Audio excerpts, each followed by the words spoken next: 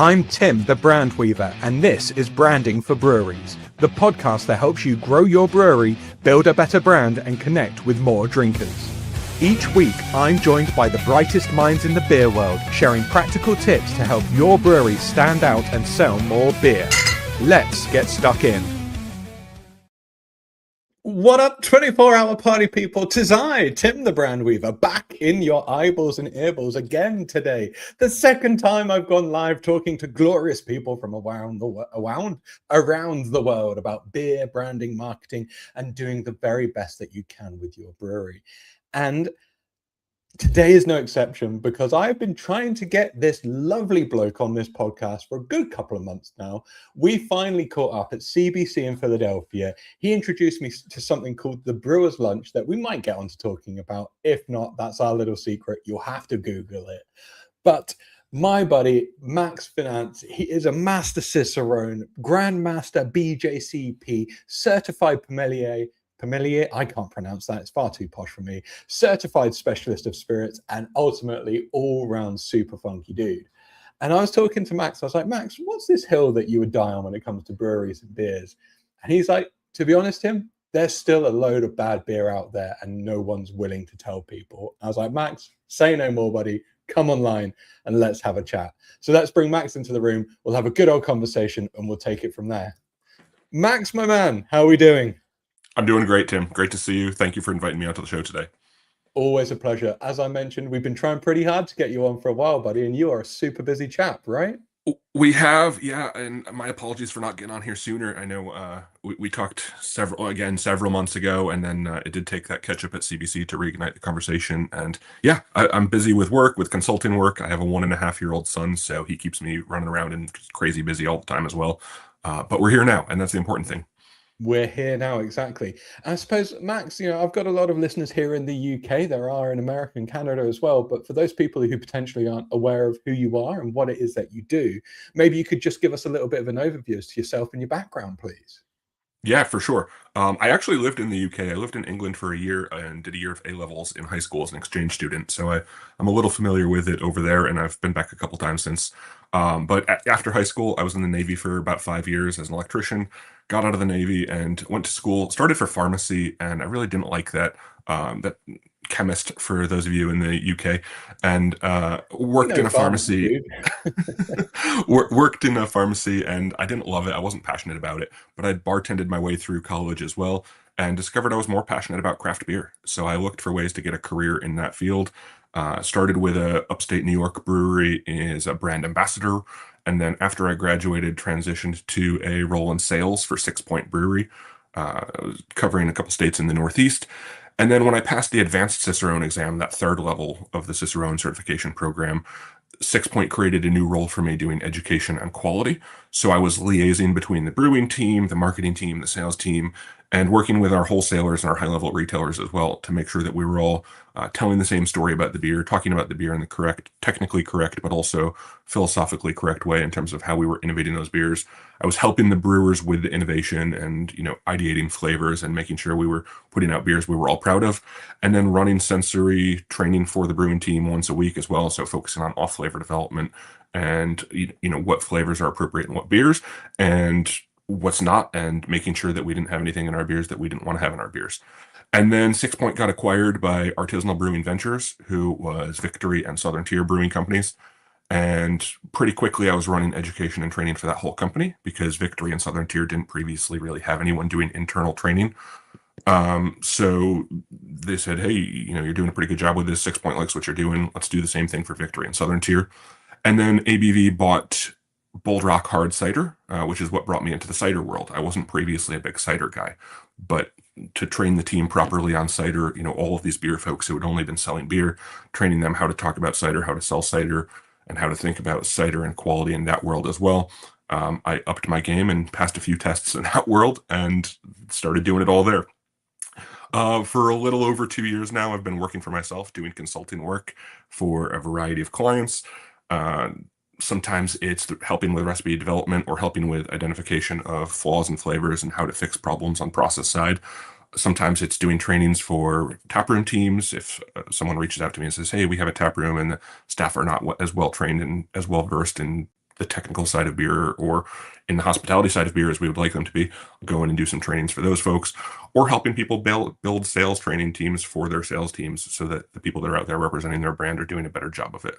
And then there's also a very big client I've had for almost the whole 2 years now, that I've been helping with sort of building a brand, and everything from benchmarking to recipe development to trialing and ingredient selection through that process. And that brand is getting pretty close to launch now. So that's an exciting one as well.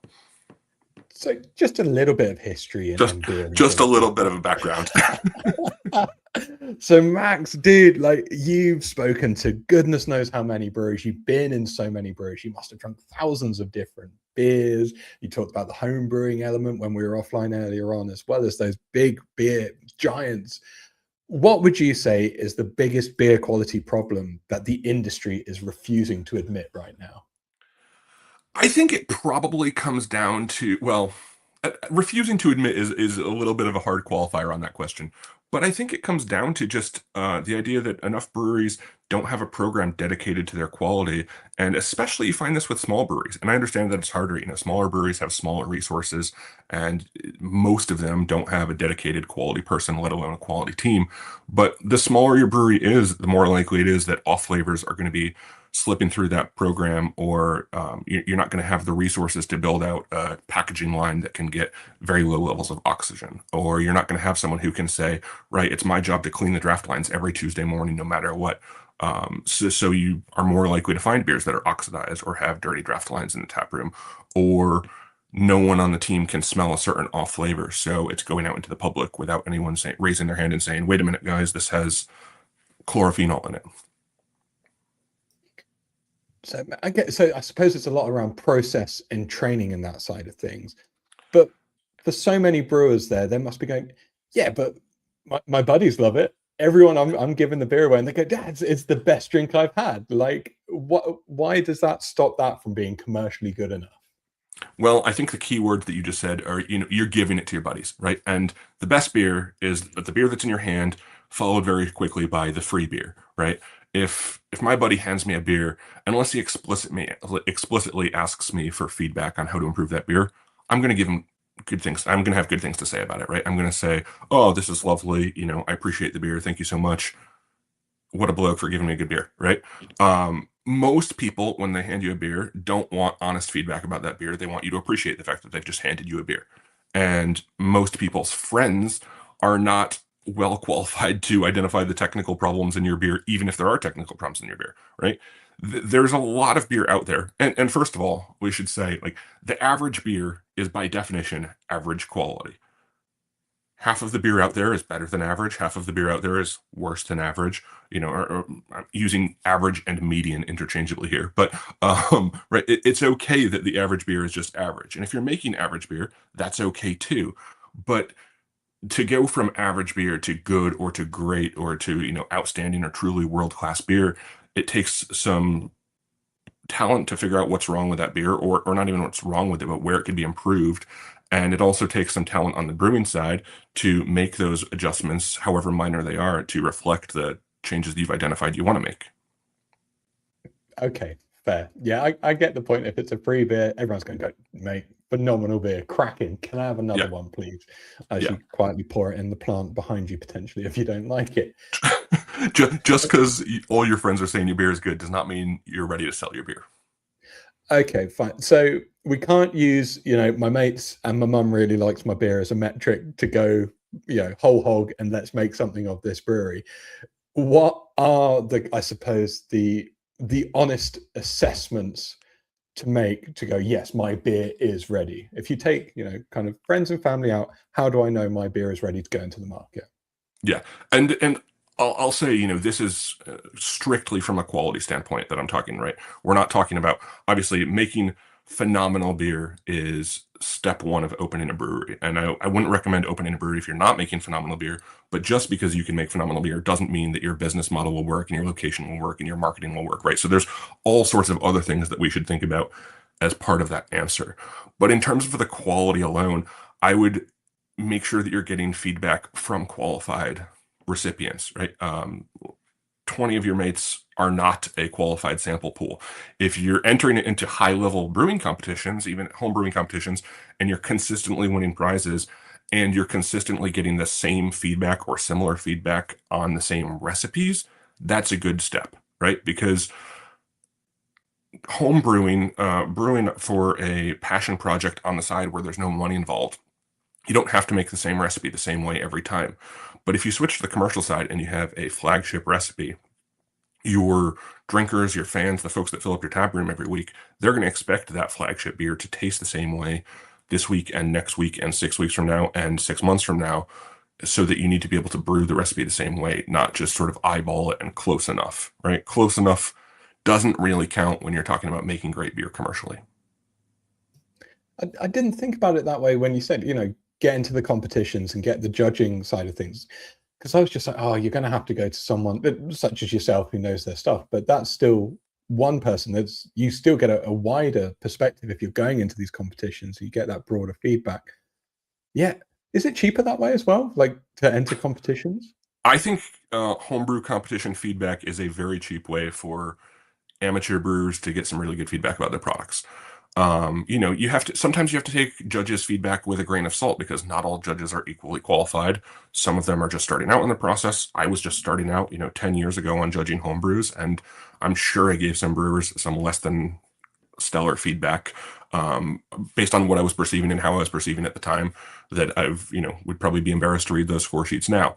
But that's also, there's room for improvement there on both sides, right? You can still take feedback that maybe is not the most qualified feedback, but that person probably still has some quality thoughts to give to you. And it's important to note that just because they're not noting, maybe they're saying, oh, the beer has these problems with it and this problem with it, and the bitterness is off.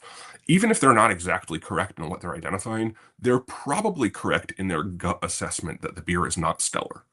And so even if you totally disagree with all the reasons they gave your beer a bad score, the bad score probably should make you take a closer look at your beer and say, what is it that this person didn't like? Maybe the bitter balance isn't what they said it was. Maybe this off flavor had the wrong name to it, but maybe there's another off flavor that they didn't know the name of that actually is in there. Yeah.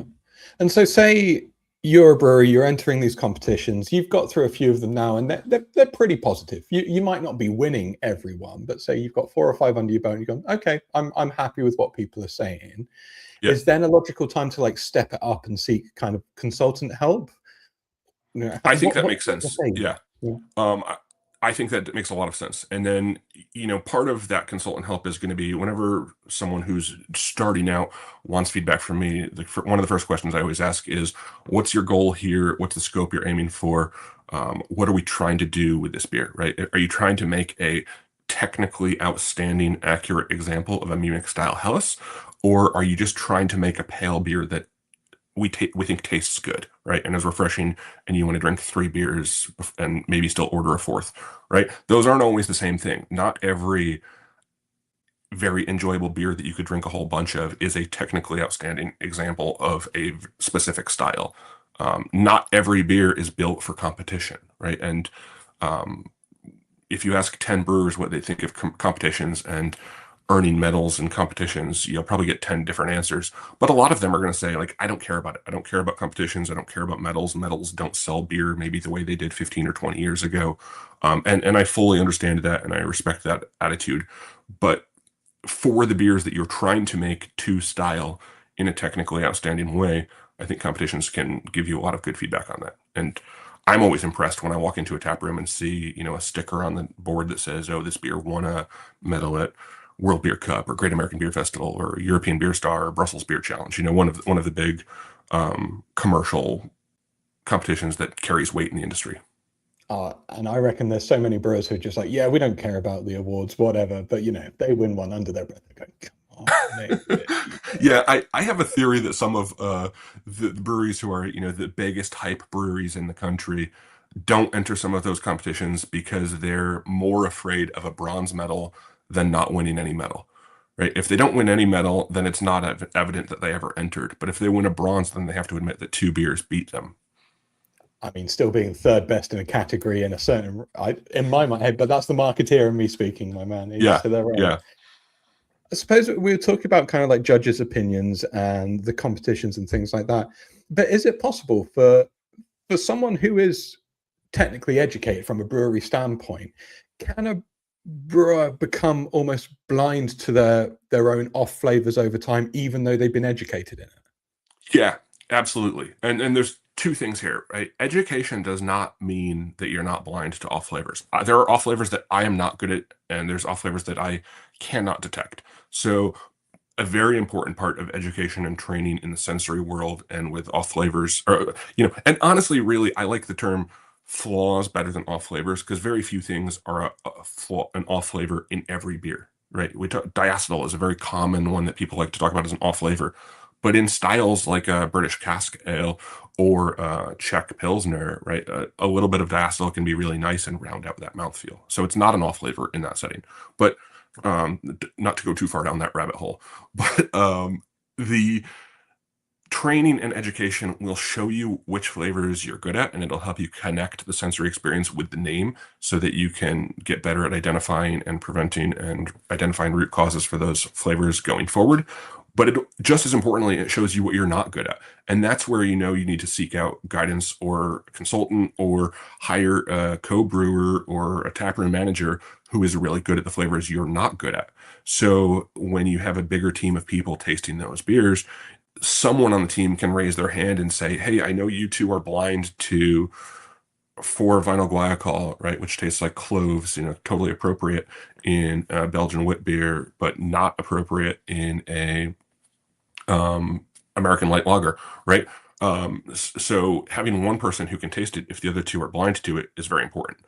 Um, I don't think it's as common, and I don't have any experience dealing with the idea of people going blind to flavors that they've previously been tuned into. But what I think is a bigger concern, especially for breweries that maybe dabble in spontaneously fermented, mixed fermentation type of beers, is that product drifts over time as yeast cultures drift over time.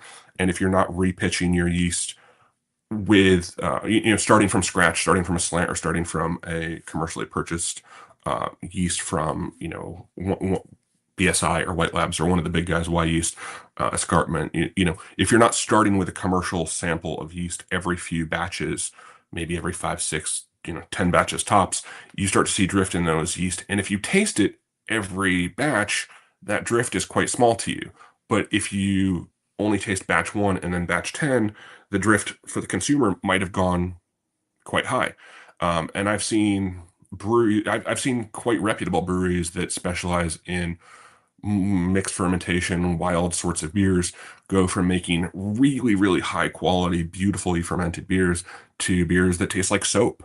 And you say, oh, they've let this yeast sort of get its own house character, which in theory is nice. Your beers have a house character to them, but if the house character goes too far and becomes unpleasant, then you're sort of in a precarious situation. And how do you solve that?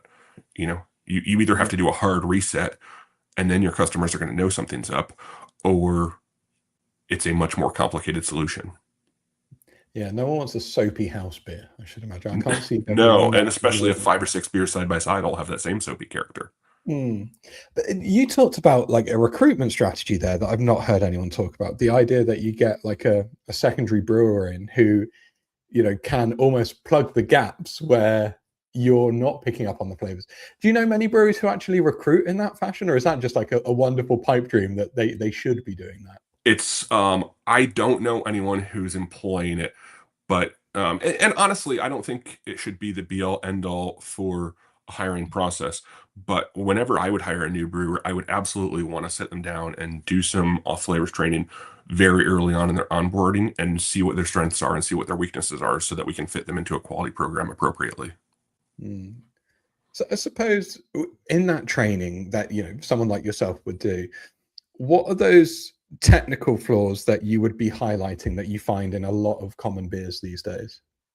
I think it's for reference, at 6 Point, when we were doing this on a weekly basis, we had built out a library of about 30 flavors that we were sprinkling into off flavors and sensory trainings from time to time. And some flavors you would only see once a quarter on the sensory panel, and some you would see every 3 weeks. And typically those panels would be 10 beers side by side.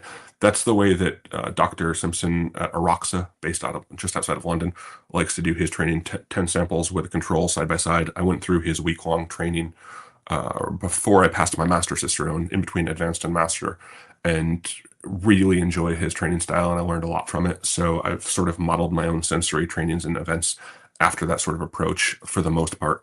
But I think, it starts with the technical ones that everyone's always talking about: diacetyl, DMS, acetaldehyde, oxidation, which is typically trans 2-nonenal as a flavor, but there's lots of oxidative compounds we could talk about. And then some of the attributes that can be positive or can be negative. Some of those more fun esters like banana, isoamyl acetate, or ethyl butyrate, which smells like pineapples.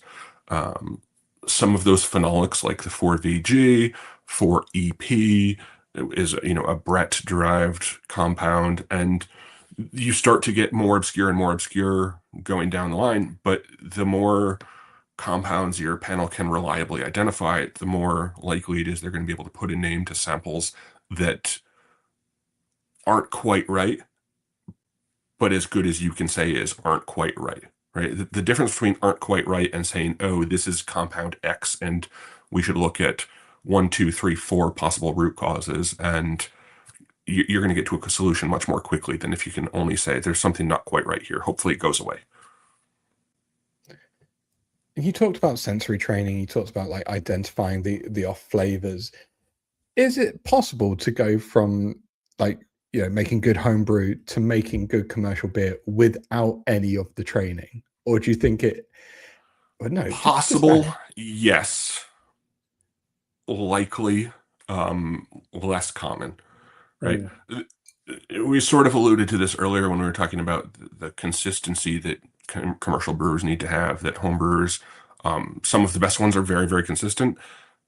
Most are less consistent, right? And that's okay. Just this past weekend, I judged here in America, we had the National Homebrew Competition final round judging in Asheville, North Carolina. And the way the competition works in the US, there's a first round judging at, 8 to 10 different sites spread around the country so people can mail in their beers or drop it off in person, get it judged in the first round. And then several months later, there's the final round.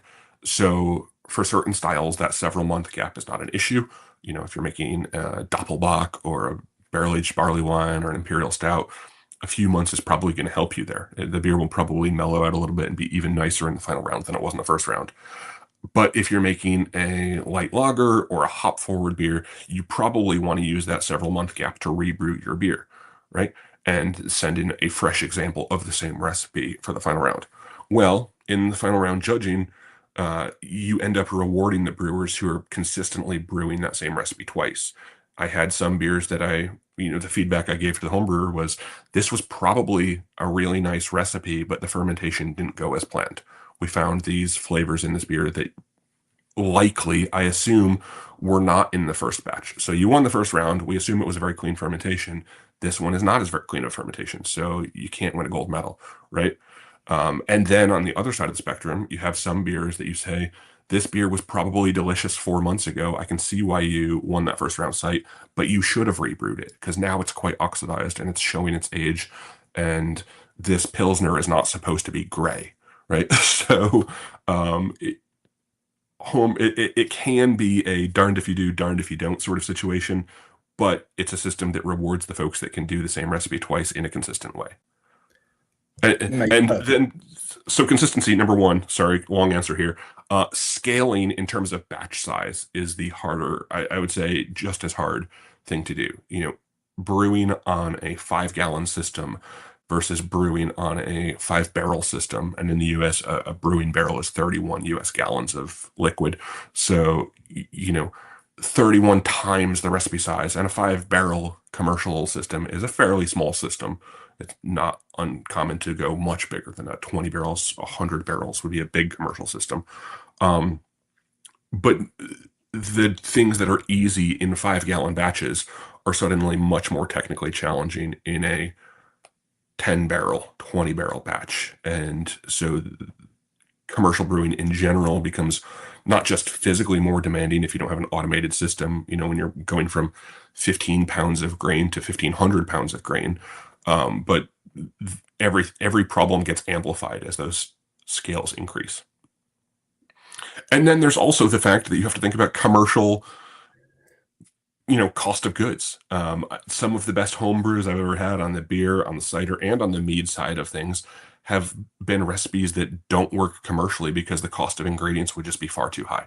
And you would have to charge $25 for a 4-pack of beer, and not many breweries can get away with that, right? There are some, and some of the breweries that are charging $25 a 4-pack are doing it because their cost of ingredients is sky high, and they're winning favor with their local drinkers. But if your business model relies on that, then I would want to take an extra hard look at everything to make sure people are willing to pay those prices for your beer. Okay, multiple reasons then why the training makes a lot of sense, which I completely understand. Is there the possible, is it the other way as well though, where someone is like so overly trained that they potentially come a little bit too sensitive to like inaccuracies within the brew? Because what I'm trying to wonder is at what the point is it sorry, let me phrase this No, better. no, you're okay. What stage is it the right time to dump a brew versus that's going to be okay?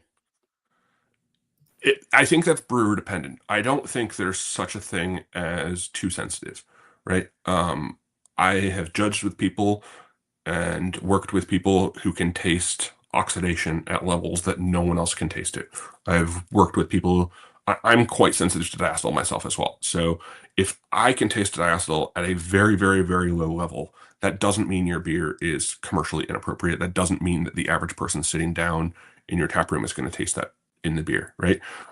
So another thing that the training is really good at is showing you what your sensitivities are and how sensitive you are. If you can recognize that you are in the top 1% of all tasters when it comes to a certain off flavor, and it tastes low to your palate perception, then you're probably safe there, right? You learn that you just need to turn down your potentiometer a little bit and say, right, it's very low, but I know I'm extra sensitive, and the other 3 people on our panel don't taste anything, so we're going to run with this batch. It's still good. But again, and we've sort of hinted at this several times, that's why having a panel and having a variety of voices in the room becomes important. And it's one of the hardest things about running a very small brewery. If it's a team of 2, if it's, head brewer and head front of house, and that's, you have one brewer and one bartender, you're at an immediate disadvantage for getting 5 voices into the room who can speak some sanity into the conversation and say, this is a dump batch, or this is a non-dump batch. This is one that maybe we're not going to submit to World Beer Cup and hope we win a medal of, but we're still proud of it, and it still lives up to the standards of our brand. And I think defining the standards of your brand and what you're comfortable with is also important too. Not every brewery is making world-class beer with every batch they brew. That's okay. But is it okay with you? Yeah, like are you good with that? Yeah. And you talk about obviously those really small breweries who maybe are just knocking thoughts back and forth between 2 people is an alternative to like get other brewers involved. If you've got like breweries in your state or local breweries and you're in a good relationship with them, is that a good time to bring them on board, or do you reckon that's a bit risky? I think the collaboration between brewers is a wonderful tool. I'm in a group chat still of a dozen ex-6 Point employees from, sort of in some ways the glory days of when we had way too many people in our innovation meetings, and there were a lot of really smart brains in the room tasting every batch. And half a dozen of those folks now own and operate breweries outside of New York City, and are doing some amazing, very successful stuff. And it's not uncommon to say like, hey, I've got a batch that anyone in the area that can stop in and taste, I'd love to have a second opinion on this beer. And so if you have mates who you're comfortable with showing behind the curtain, saying, hey, this is maybe not our best work, and I'm not entirely sure why, or am I crazy, is this delicious, and then the favor goes back and forth. Hmm. It's kind of the level up from the buddies in the tap room. At least you've got other people who are doing the same thing as you, right? It's that one up. 100%. Yeah. If I need feedback on something, I would much rather get that feedback from someone who's qualified than just the average Joe who's going to give me a thumbs up, thumbs down, right? Both valuable, but different context. Indeed. So we were at CBC a month ago now, something like that. And the World I Beer think Cup. 2 months ago, wasn't it? Maybe, 2 months? yeah, Dude, time flies. Okay. I Well, the know. World Beer Cup was going on at the same time. Yeah. Now, you're familiar with the World Beer Cup. What are some of those mistakes that you see that breweries are still making when entering a competition like that, where you're going, this is the World Beer Cup. How could you be so foolish? There were two. First things first, competitions like Great American Beer Festival, World Beer Cup, all of the big ones, any competition where you're mailing your entries and it's going to get judged somewhere between a week after you put it in a box and a month or two after you put it in a box. Uh, those are packaging competitions as well. So if you're not packaging, if your canning line, if your bottling line are not putting beer into bottles with very low DO levels so that the beer is not going to be oxidized by the time the judges taste it, you are not giving yourself a realistic chance at winning a medal, right? Brewers are not winning gold medals at World Beer Cup and Great American Beer Festival with oxidized beers. And even if the oxidation is low, it doesn't have to taste like cardboard. It doesn't have to taste like paper. If it's oxidized enough that the hop flavors are becoming muted, all of the sort of shiny bits of the recipe are becoming lessened by that oxidation, you're at an immediate huge disadvantage. And I've never been into the room where all of the samples come into. They're very strict about keeping judges in one room, and all the samples come out to you on trays carried by the stewards and the teams that deliver the beer. But I've talked to stewards at lunchtime and, for beers after competition's over, and brewers are still sending growlers and crowlers of competition beers. And to my knowledge, no one has ever won a medal in a crowler for a beer because the DO levels just can't get low enough. So, packaging is number one. And then number two, I would say, is making sure your entry goes into the right category. It sort of kills me as a judge sometimes when before every flight of competition, the judges will huddle up at the table and will read the guidelines for the style out loud. And within those guidelines, there's usually a notes section at the end. So it'll say entries that contain chocolate are not appropriate in this category. They should be placed into the chocolate beer category. Entries that have spent time in a barrel and reflect the character of the liquids that were previously held in that barrel. Which means, does your bourbon barrel beer taste like bourbon for a layman, right? Are not appropriate in this category and should be placed into another category. And without fail, every year we find beers that are misentered into the wrong category because folks haven't done the hard work. Sometimes it's hard work of really reading those guidelines with a fine tooth comb and saying, nope, I don't think this is the best place for that. Sometimes it's explicit, and sometimes you really have to read the guidelines and flip through the pages and read 10 different guidelines to make sure you're putting your beer in the right spot. And I always feel bad when we kick a beer out for being miscategorized, but at the same time, it wouldn't be fair to the entries that would have been in second place if the gold medal beer was in the wrong category, right? So that can be a place where if you're not confident about this, if you haven't done a lot of competition entry and read through those guidelines a lot, hiring a consultant could be worth your time, and the consultancy rate for something like that is probably going to pale in comparison even to the entry rates and the shipping fees. Spending $1,000 to enter 5, 6, 7 beers into World Beer Cup only to get feedback that you've put them in the wrong places could have been averted and could have given your beers a much better shot to win. And that's the flip side, isn't it? Like, you put your beer in the wrong category, but if it went into the right one, it could have had a smaller entry pool. You may have even had a better chance of winning that particular category. Yeah. But because you weren't informed or educated or didn't do the research, you've completely written it off already. Right. Sound advice. So the quality aspect, I appreciate that. Good quality beer, you need good quality beer to succeed. But people would argue that even breweries with bad quality beer but great branding and marketing seem to do all right sometimes. They do.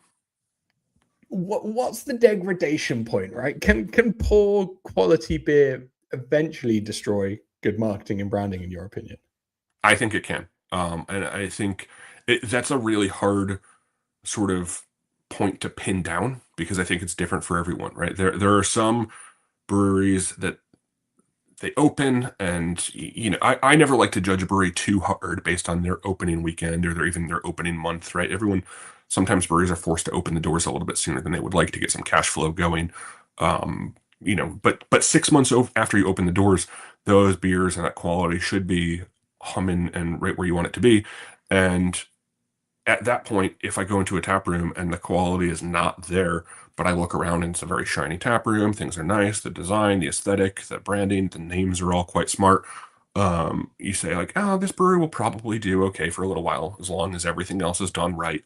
But I think, and I stand by, sooner or later that bad quality catches up with you. And I can even think of a few breweries. I won't name names here. I'm not trying to Oh, get go on, you yelled know at you too want it. much or give us too viral of a moment for the wrong reason.